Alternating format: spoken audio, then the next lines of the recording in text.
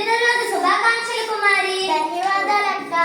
ఇదిగో తీసుకో, నీకు ఒక ప్రత్యేకమైన బహుమతి. ఏంటక్క?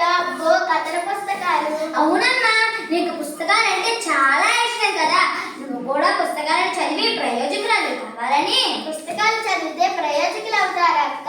పుస్తకాలు చదువుతుంటే చాలా హాయిగా ఉంటుంది, వినోదంగా ఉంటుంది. నిజమే, వినోదంతో పాటు బోలెడు విషయాలు తెలుస్తాయి. నీకు తెలుసా, మన మహాత్మా గాంధీకి పుస్తకాలంటే చాలా ఇష్టమట. తన ఆలోచనలను పుస్తకాలే ప్రభావితం చేశాయని ఆయన చెప్పేవారు.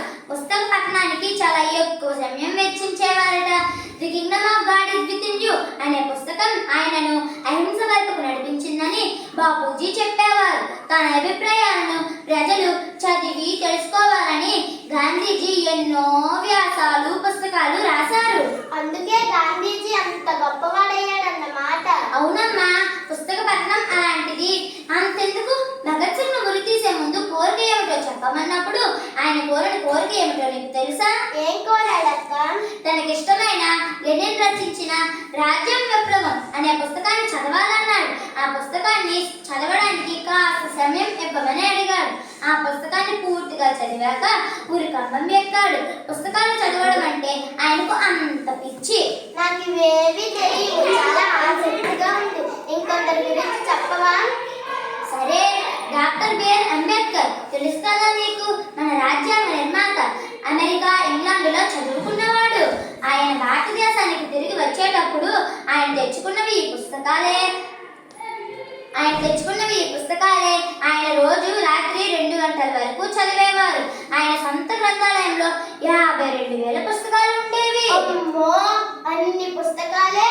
ఆయన చనిపోయే వరకు చదువుతూనే ఉండేవారు. ఆయన 32 పుస్తకాలను రాశారు. ఆయన జీవితకాలంలో 23 డిగ్రీలను సంపాదించారు. ఆయన భారతదేశ చరిత్రలో ప్రత్యేకమైన స్థానం కూడా సంపాదించారు.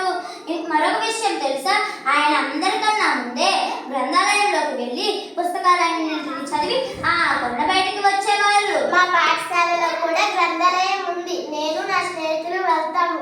నాకు కూడా పుస్తకాలు చదవడం అంటే చాలా ఇష్టం అక్క. అది మంచి అలవాటమ్మా. సరోజినీ నాయుడు తెలుసా, ఆమెకు కూడా మీలాగే పుస్తకాలంటే చాలా ఇష్టమట. 13 ఏళ్లకే ఆమె సరోవరనామి అనే పుస్తకాన్ని రాసి ప్రజలందరితో శభాషనిపించుకుందట. మన ఆశయ కూడా అంతే. చదివినంతసేపు అదేంటి ఇదేంటి అని ప్రశ్నలు వేస్తూనే ఉంటుంది.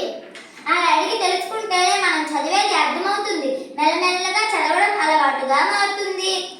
మన మాజీ రాష్ట్రపతి డాక్టర్ అబ్దుల్ కలాం తాను అంతా అత్యున్నత స్థాయికి చేరటానికి పుస్తకాలే కారణం అన్నారు. పుస్తకాలే శాశ్వత నేస్తాలు అంటారు ఆయన. నిజమే అక్క, పుస్తకాలు మనకి చాలా విషయాలను నేర్పుతాయి. మా బడిలో మంచి పుస్తకమే మంచి స్నేహితులు అని రాసి ఉంటుంది. నిజమే, పుస్తకాలే మనకి నిజమైన నేస్తాలు.